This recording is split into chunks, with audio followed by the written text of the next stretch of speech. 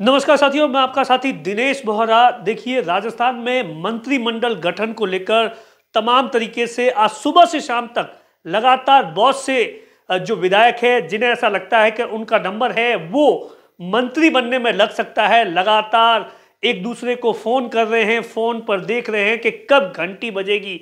लेकिन सुबह से शाम हो गई, अभी तक भी मंत्रिमंडल गठन को लेकर पिक्चर कुछ भी साफ नहीं है। लेकिन मोटे तौर पर यह कहा जा रहा है कि कल शाम को 4 बजे के आसपास मंत्रिमंडल का विस्तार होगा और उसी के लिए तैयारियां है वो पूरी हो गई है। और कल सुबह सुबह हो सकता है कि राजस्थान के जो मुख्यमंत्री है वो इन तमाम चीजों की कवायद को और ज्यादा राज्यपाल से मुलाकात कर उन्हें नाम लिस्ट सौंपे और उसके बाद मंत्रिमंडल का गठन है वो हो सकता है। लेकिन आप देखिए, आज जब कांग्रेस ने इस पूरे मामले को लेकर जो पीसीसी के अध्यक्ष है गोविंद सिंह डोटासरा है, उन्होंने एक बड़ा आरोप लगाया बीजेपी पर कि राजस्थान के अंदर बीजेपी को, राजस्थान की सरकार को अमित शाह जो कि देश के गृह मंत्री है और प्रधानमंत्री चला रहे हैं।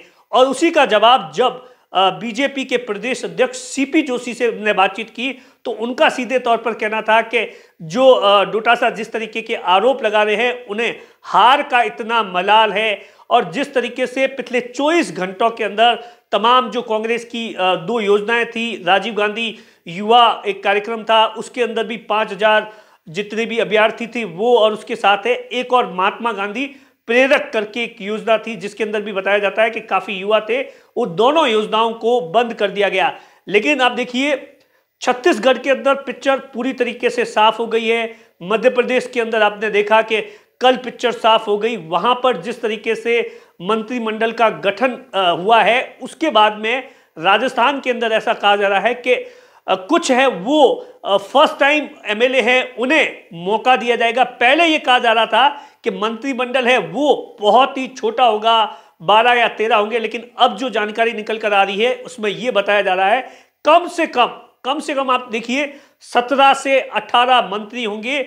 और ये सारी की सारी जो कवायद है ये लोकसभा चुनाव को लेकर होगी। यहां पर आपको देखेंगे कि जो नया मंत्रिमंडल का गठन होगा वहां पर आपको वसुंधरा राजे के समर्थक भी नजर आएंगे और कुछ जो संगठन के अंदर कार्यकर्ता थे जो विधायक बन गए उन्हें भी मंत्री बनाया जाएगा, ऐसी जानकारी निकल कर आ रही है। बहुत सारे इलाकों से आप देखिए लगातार हमारे पास में भी फोन आए, हमने भी बहुत सारे विधायकों से पूछा कि उनके मन में क्या कुछ चल रहा है। बहुत से विधायक ऐसे हैं जो कि मंत्रिमंडल की रेस में है, वो यहीं पर जयपुर के अंदर डेरा डाले हुए हैं, पहुंच गए हैं।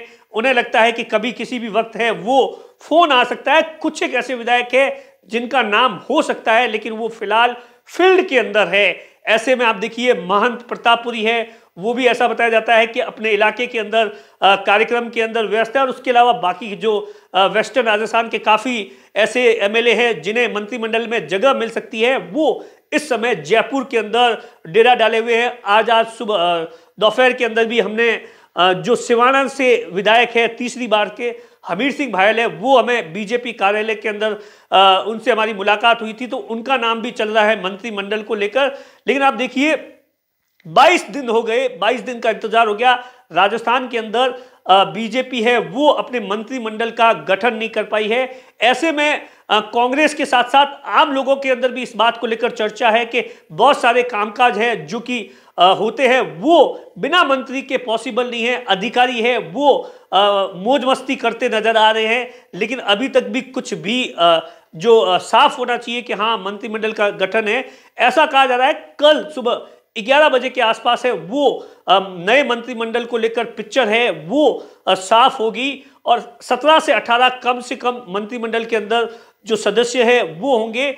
और जो जानकारी निकल कर आ रही है जिसके अंदर ये भी बताया गया है 3 से 4 वरिष्ठ जो बीजेपी के जो विधायक है उनका नंबर है वो लग सकता है। कुछ एक 6 से 7 है वो युवा है, वो फर्स्ट टाइम जो एमएलए बने हैं उनका नंबर भी लग सकता है। और इसके अलावा भी तमाम तरीके से कास्ट इक्विजिशंस को लेकर और उसके साथ ही 25 लोकसभा सीटें हैं, वहां पर किस तरीके से ऐसा मंत्रिमंडल बनाया जाए ताकि जब लोकसभा चुनाव हो उसमें बीजेपी को इसका 25 की 25 सीटों पर बेनिफिट मिले।